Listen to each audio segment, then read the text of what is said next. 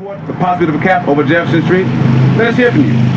If you have questions and you want answers, the only way we'll know your questions is if we hear from you. It does no good for us to go into our silos, back to our homes, and discuss about what we didn't want to see happen, and no one can hear your questions and let us solve these problems. All right? Will you be calling on us? Will you be calling on us? So this is not the question and answer session today.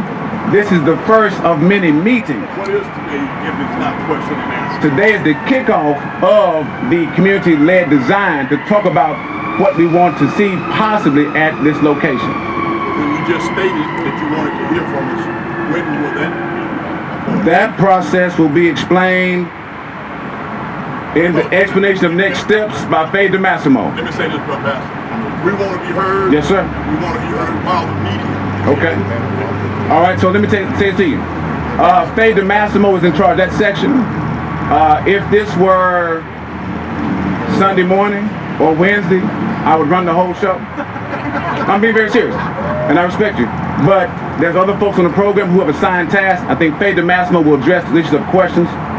Get one of them to set aside 2 minutes for us. Yes, sir. I got friends that are going to be speaking.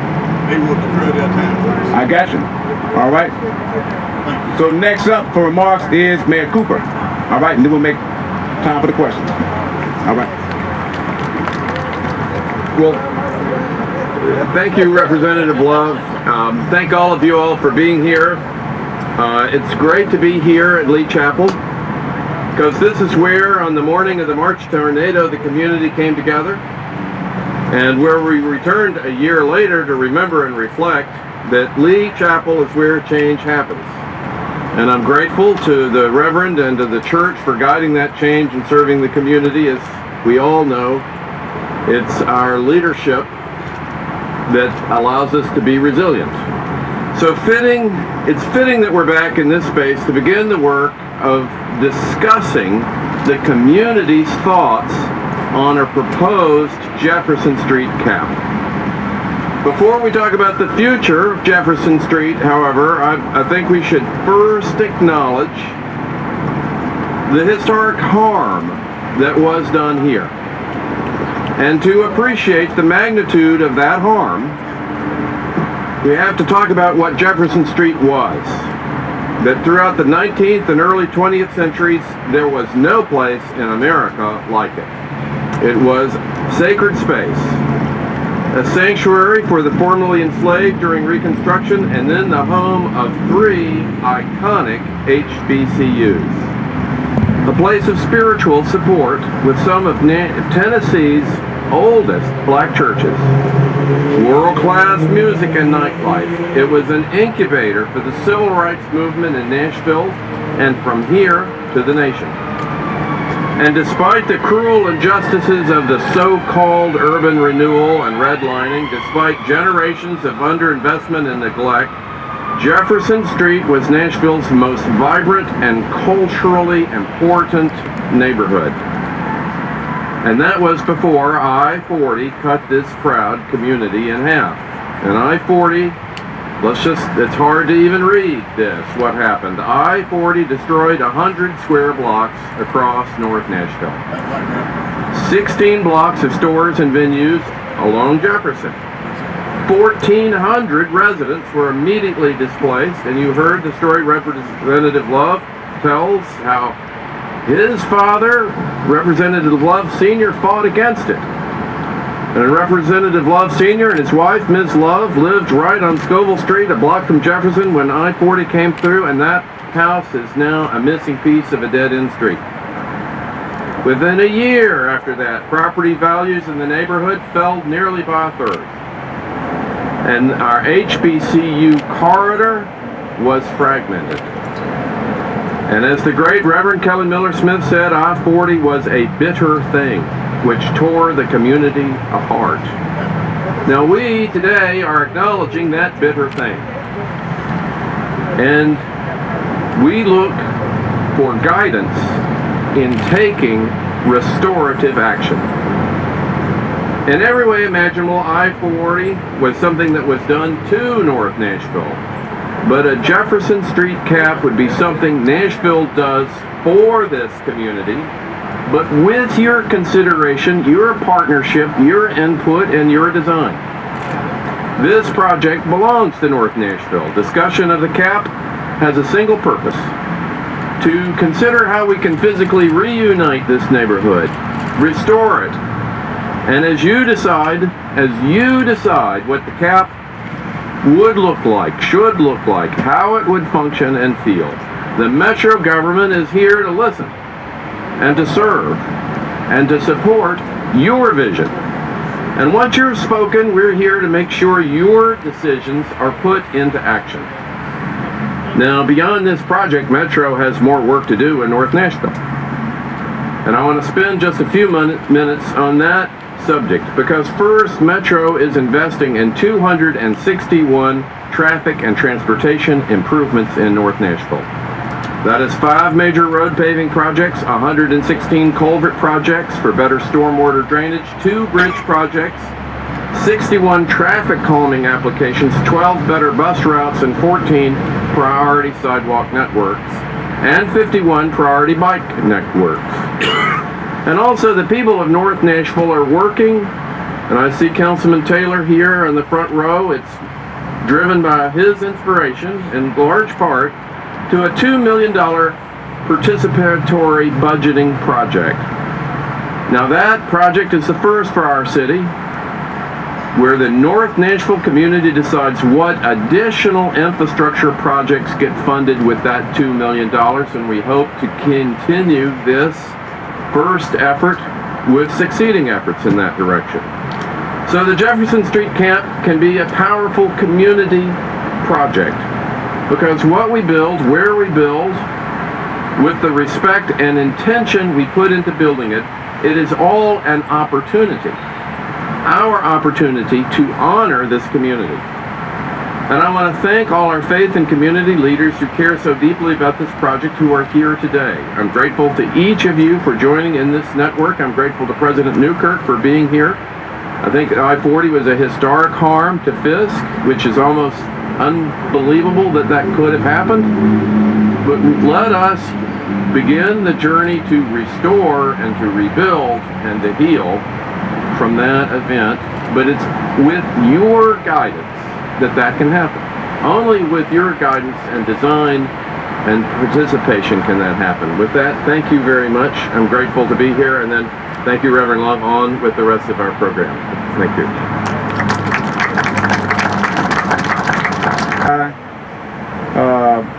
Mr. Chrisman, Councilmember Taylor, and then President Newkirk.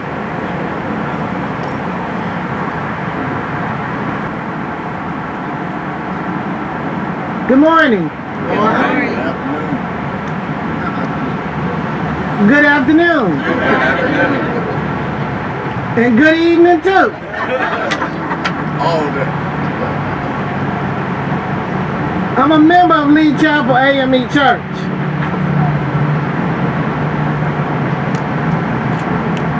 And I love my pastor.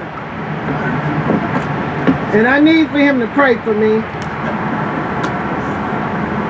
I was on my way here trying to decide what it is that I was going to say. Because I've often said that Jefferson Street and Sharon Hurt's life is parallel. We've been knocked down, but not knocked out. This pains me.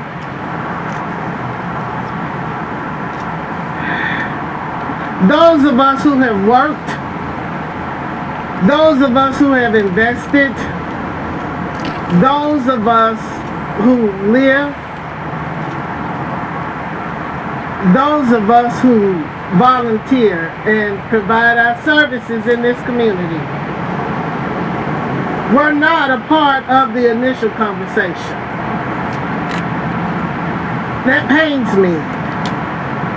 We say what this is to look like. So it sounds like it's already a deal.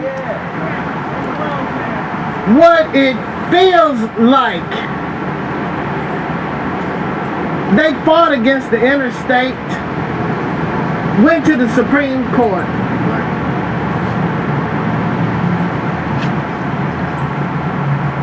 You hear that? Yeah. It's the interstate.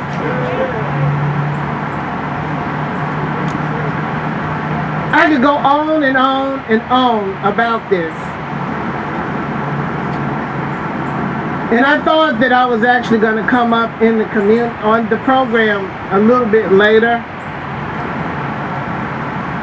So my comments basically are geared to that.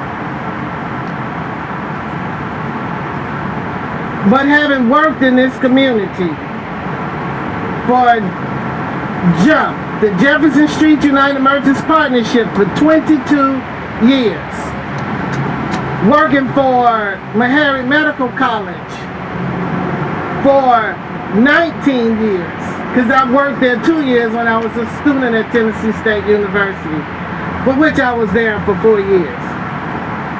So you can add all of that up.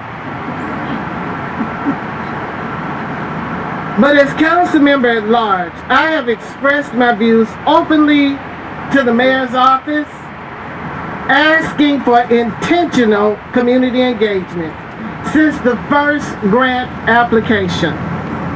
I do not agree with the way the mayor's office has gone about this process. Let me say that again.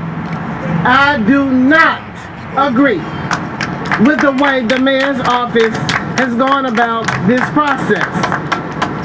I believe the first grant application should have included community engagement from the start. Yeah. To begin community engagement with a second round application seems a little too little and too late.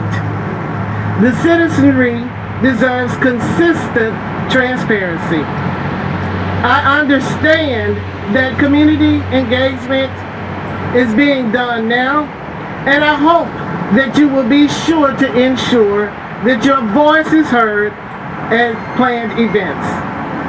My personal stance is that affordable housing should always come first in this community, because I have attended hundreds of meetings, and no one has said that they wanted a cap. They said they wanted affordable housing. That's right. Before anything else, I think that needs to be addressed. For those who want to own as well as those who want to rent. But it's too expensive. There's also the issue of delayed displacement.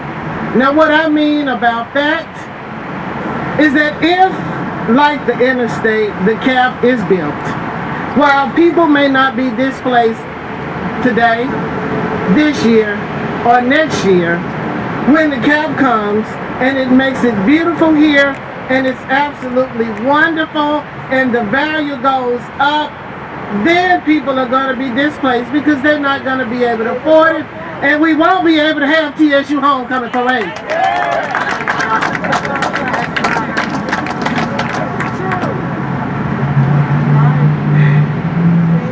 I do not necessarily see how the cap is going to benefit this community.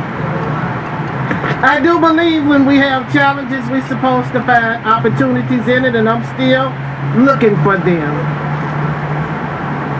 Until the mayor's office can articulate that value, I will remain in the position of questioning the intent, the value, and the time of this. I believe, and I'm so glad, Mayor, that you are working with Fisk and that you do have and share that same love. Because I think that Fisk has been omitted, disregarded far too long. It is time for the city to put their arms around and cherish this wonderful treasure, Fisk University. Ultimately, we need to have, I say, what happens in North Nashville. North Nashville, not North Gulch, not...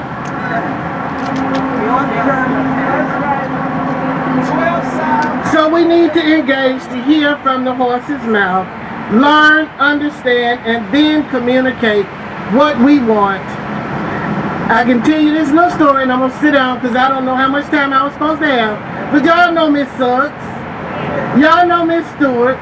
And they told me long time ago, because you know I walked up and down the street plenty of times talking to them. And they said they fought the interstate, of course, and they lost. I'm from Memphis.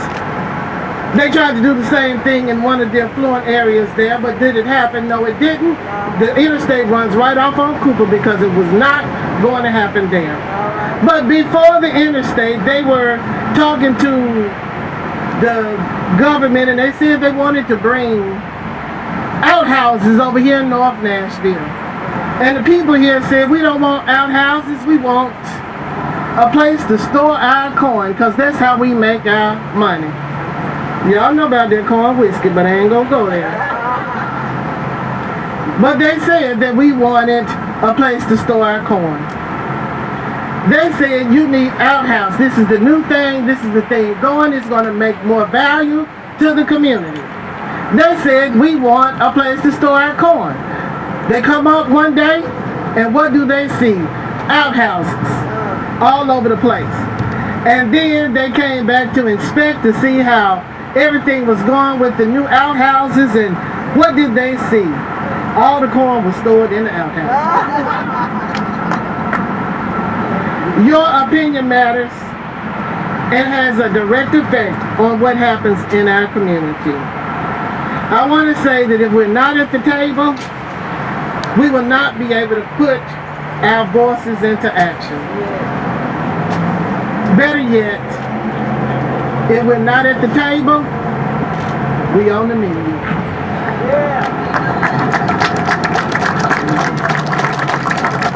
Y'all can do better than that. This is our community.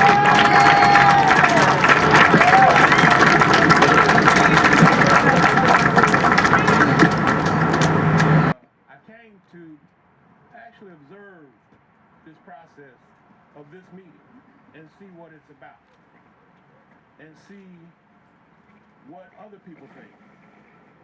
But I know for myself, as what I consider a legacy business owner in this area, running some 72 years this coming year.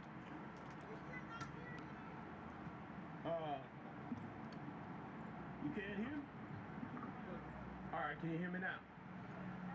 I consider this situation to be one that's offering some type of opportunity. Also, I go at it with caution. I'm cautiously optimistic about it because I want to see what the functionality of this particular development would be. Be honest with you, I don't feel like that this was necessarily planned for us to be a part of. I've seen a lot of businesses come and go on Jefferson Street in my 45 years there. And so I want to find out exactly what we're talking about. Also, I want to have a say in what I think should be a part of this cap. I think there should be some functionality associated with this food desert that exists in North Nashville.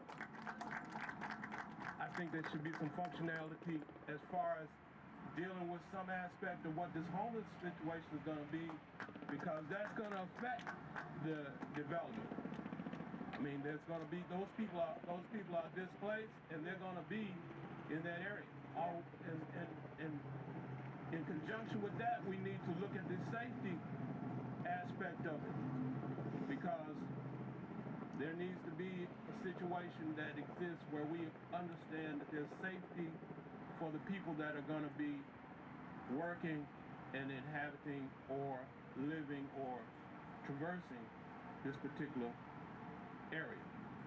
So it's about 3 acres, from my understanding. I looked online to see what kind of opportunities are available for those kinds of situations, and I just know that those particular applications that I mentioned earlier are what I consider critical. So I don't know, I'm still observing and seeing what's happening and observing the process. I know I participated in the Sub-Area 8 planning process with Ms. Sub for years gone by. And one thing I will say about that particular process was that we were making plans, but we were not aware of the availability, or no way was made available for us to take advantage of this wave of development that came through. It was kind of like, if you make it, you make it. If you don't, you don't. So I want to see what's available, and I want to understand what our opportunities are, and I want to know how we can be a part of what's going to be, or what's going to come out of it. Thank you.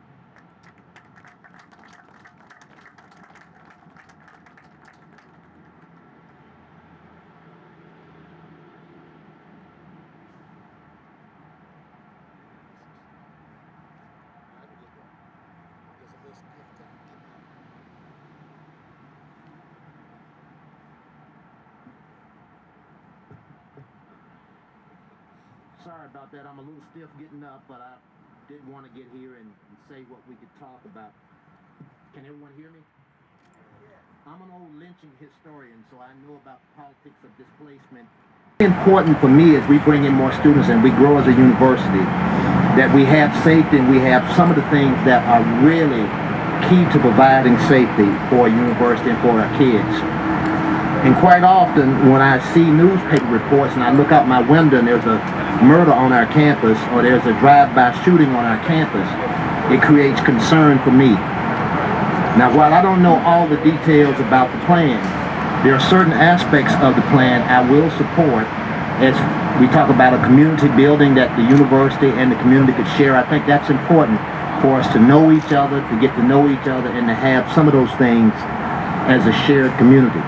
But there are other parts of this that, as others have said, I do believe the community needs to come together and help plan those actions, because that's important. I think it's important for us as a university to have that type of recognition and to have that type of safety and community buy-in. So for us, we think it's a good first step, but we also think it's a step that has to have community buy-in and community support. And we at FISC, we stand ready to join with the community as we do this whole thing to make a safer and a better environment for our students as we grow as a university. So what I'll say is that now we're somewhat on the fence, but we do agree with many aspects, but there are other pieces that we do recognize that we do need community buy-in, and we stand ready to work with our community partners. So thank you.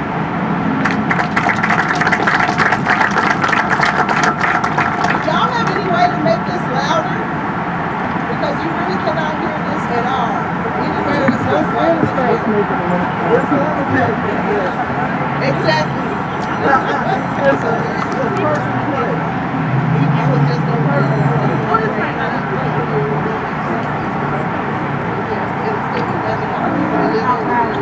All right. Good afternoon, everyone. I'm Councilmember Brandon Taylor. Welcome to North Nashville. And to many, hello to my neighbors. Glad to see you all out here. Councilmember Hurt, thank you for your words. Councilmember O'Connell, thank you for being here. Mayor, thank you. So I'm gonna be very brief in my comments because what I've heard prior to today and what I've heard just a smidgen of today, we actually want to hear from you and not me, right? And so I'm not gonna be long. I learned that term from Representative Love. I'm not gonna be, that's a preacher term. I'm not gonna be long. And another thing I learned was points from Representative Love, right? So we're gonna hit a few points. So let's think about point one. We wanna hear from you. And so engagement is extremely important. As we talk about developing, changing the face of your community, we have to engage with the community. We can't leave you out. We can't forget about you. This has been a conversation for quite some time. I think you probably read some of the readings in the paper or in other places.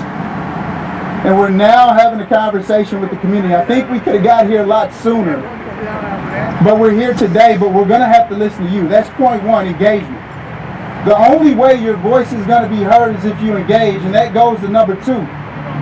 Point number 2 is we have to listen. This is your community. I live here too. But as a representative, I lost all the voting power. I got to listen to you. Right? I can't make my own choices, my own decisions. My job is to roll with the community. How the community feels, no matter what my personal preferences are. So number 1, we got to engage. Number 2, we got to listen. And the last portion is, you got to talk to us. So it's exciting to see so many people here today that are going to talk to us, that are going to give us their voice. And we're going to listen. As your representative, I'm going to bring your ideas. I'm going to give you opportunity to listen. I'm going to push the mayor and everyone else that makes these decisions. Sometimes it's out of the council's hand. We haven't actually had a chance to visit this as a council. Am I correct, Councilmember O'Connell? So it hasn't landed necessarily in the council's hands. But we have to listen to you all to then advocate for what you want. And so the reason I wanted to be brief, I'm closing right now. So the reason I wanted to be brief was because we're going on 12:40. It's an hour program, and that only gives you 20 more minutes to give me your thoughts. So for the rest of the program, after we get done talking, we want to listen to you, okay? Thank you all. Thank you, Brandon. I'll try to speak up. North Nashville knows how to do community engagement the right way. That is not telling us we need to hear things that are hard to hear. And I'm grateful to Council Lady Hurt for saying things that are hard to hear. But I want to provide a little bit of context for today's conversation. What we're talking about is a federal grant. It's the federal government that did this with I-40, and now there's a federal grant program that perhaps, with your input, provides money for some healing. The federal government is going to spend this money in some cities in America. Question is, do we make an effective application and ask for it here, or does it go to another city? Only with your input, concurrence, and approval does this go forward to the federal government. Now there'll be some metro help required because most projects require a little bit of local participation, but the bulk of this is a federal grant money that they are giving out in Washington, and that's what's at stake. I wish this money could be used for affordable housing or some of our other crisis needs in our community. Exactly, and we can insist on that. And access to capital. But this fundamentally is a federal DOT grant that hopefully will be in the March cycle next year of applying for it. But you're going to help write that application. Should we apply for it and to say, yes, Nashville can use the help, it's a historic injury being done here, we should be at the top of the application pool from that standpoint. But again, I'm grateful to each of you, and community engagement is often things that are hard to hear. So thank you, Faye, and then I know there's speakers here in the program, and we'll be here longer because of the interest in the community. Thank you. I know Councilmember Taylor mentioned that I know that some folks have some time limitations today and need to leave early, but if you're here and you want to stay and talk, NDOT is going to be here to talk with you.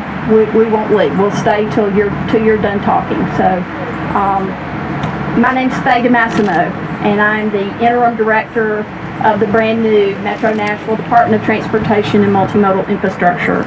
It's an honor to be here in this community today, and an honor to have the opportunity to hear from you about whether you want this cap, and if you want this cap, what do you want it to look like. And I want to be able to talk a little bit about what those opportunities are going to look like moving forward, both today and over the next months, for you to be able to tell us exactly those things. So if you look at the table over here, the end table, if you happen to pick up one of these cards, you will note that There is 2 community meetings that have already been established, October 28th and November 4th, where there will be regular sort of broad community meetings for input. We also started stakeholder interviews about a month and a half ago, and so many of you may have already, through organizations that you belong to that are representative of the community in this area particularly, you may have also had some opportunity to input in some of those stakeholder conversations that we know are important and are going to continue over the coming months. In addition, you've heard many of the speakers talk about, including Mayor Cooper, referencing about the history of this area and how important it is to Metro Nashville. One of the things that we want to do with as a part of getting your input is to create an oral history of this area, to tell your stories and record those stories about this community, what it was, what it is, and what you want it to be. And I know the other thing that we have heard some about today is that there are other issues in this community that are important. Affordable housing is important.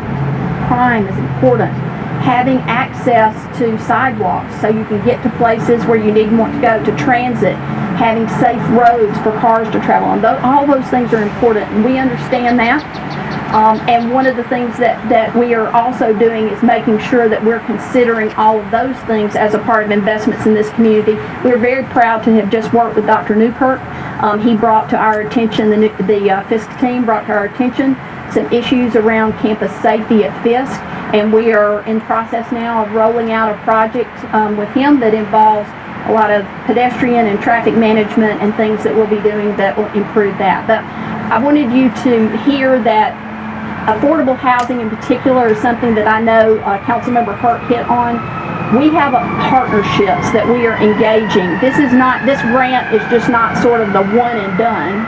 This grant should be thought of, if we go after it, if you decide that you want to, should be thought of as a leveraging point for the community. So, for example, Amazon has made a commitment around affordable housing, and we are working with them now to figure out how that works with our transit system and our existing transit lines, and how we can be sure on a project like this or other projects, how we can be sure we're leveraging that potential investment they want to make into affordable housing that is also paired with the transportation infrastructure that makes sure that you can get to the places that you both want and need to go. So I want to thank you all so much for being here today and to tell you a little bit about what we're doing today. So today is really, as Councilmember Taylor brought up, is that we got to listen. Today's all about listening. And so just as we did with the transportation plan, we didn't come to the community with a plan and say, here's the plan, what do you think? We came to the community all across Metro and said, what do you think? What do you want to see? And we crafted a plan accordingly. We will do the same here. The starting point is over here, and all we're trying to do today is, again, the opportunity is for you to talk about, do you want a cap or not want a cap, or do you want to go, what is a cap? Because we've actually had that question quite a bit too. And if you also want to think about not only what is a cap, but what it could look like and what might be on it and what is really what the community needs and wants, then we've got a whole series of different kinds of opportunities and various visual pictures, photos that represent those opportunities to help create your conversation, to be able to tell us, yeah, that looks like what I'm thinking of. And we also have a completely blank, this is a little interesting, these tools, when we use them, and I try to avoid talking like a bureaucrat, but we call them visual preference surveys. But what's really unique about this one is we have a blank board over here, and if you don't see anything on these boards that looks like anything you want, then draw it for us. We want it to look like and see what it would be from your eyes, not from ours, if you want a cap at all. So thank you all so much for the opportunity to be here today. Yes, sir.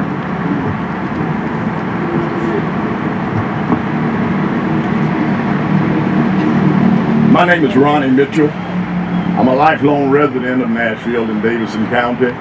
I'm pastor of New Livingstone Church in East Nashville, where we've been privileged to serve for 40 years.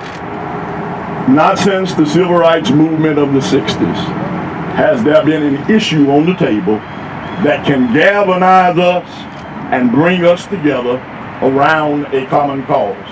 to all of the elected officials. My colleague and longtime friend Harold Love, his daddy and my daddy were friends. Mayor Cooper and my longtime sister in Christ, Brenda Haywood. Look, you all, in 1956, under the presidential administration of Dwight Eisenhower, a civil rights infraction was committed. They violated our civil rights, and all over the country, they brought interstates and highways through communities of color. It brought us to ruin. It took from us the ability to hand down generational wealth. The interstate, the people that were affected by it are dead and gone, or either they moved out.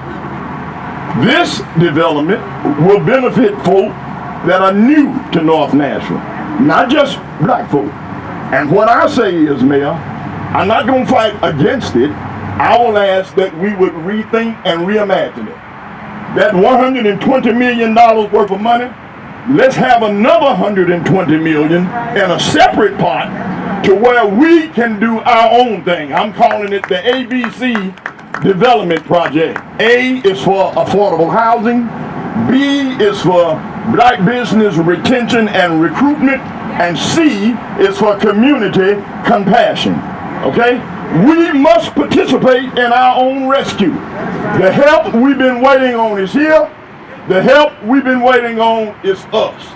But we must be a part of the equation. We must be in the conversation. Our civil rights have been violated. And I'm going to go and close right here because I feel the hoop coming on. I know there's likely some other individuals that have comments. $120 million. We can make it happen. But we got to stick together.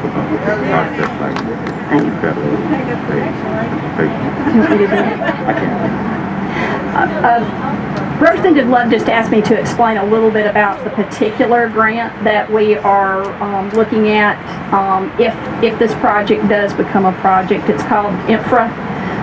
It is a grant application that in the past is historically, it's gone for interstate type projects, but not for reconnecting community projects.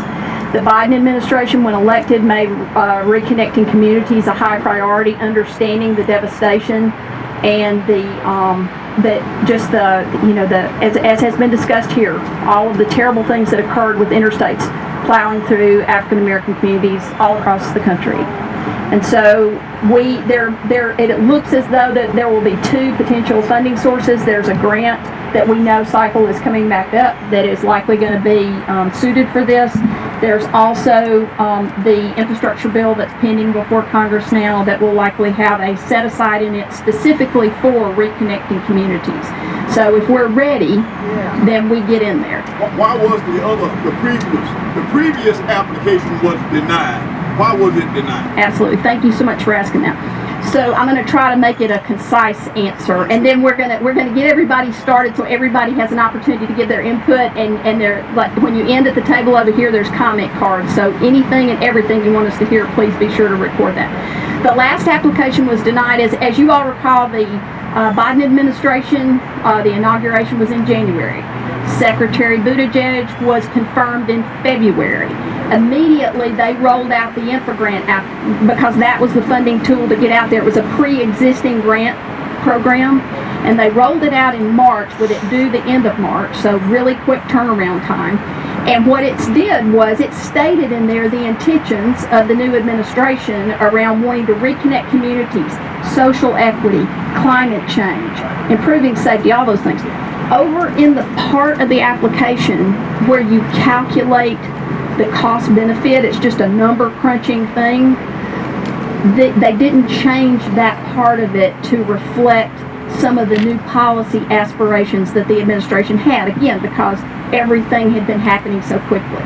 We pointed that out during the application process, and we have continued to have conversations with the administration around that topic, and they have been we've actually offered them some very helpful points to consider, and our expectation is that when INFRA comes out again in the spring, especially if it still called infra, or if they rename it something different, that the consideration of these kinds of projects will now be incorporated into the rating criteria in what's called the cost-benefit analysis, and the project would actually do very well. I will tell you this, we had a debrief, and in the debrief we were told that this project ranked among the highest in the country on social equity, on climate change, and on innovation. But we didn't measure up on the cost-benefit analysis because they were still measuring against the criteria that had always been. They just hadn't had a chance to catch up to the policy aims of this administration. Does that make sense? Thank you, baby. All right. Thank you. Oh, Representative Love would like to close. Well, I want to add something to it. I know a lot of folks have asked, what is a cap? We use the term multimodal, we use the term interstate cap. The best way I can explain it is this. If you look at the D.B. Todd Bridge right now, it connects Scoville Street to Jefferson Street. A cap, if the community wants a cap, essentially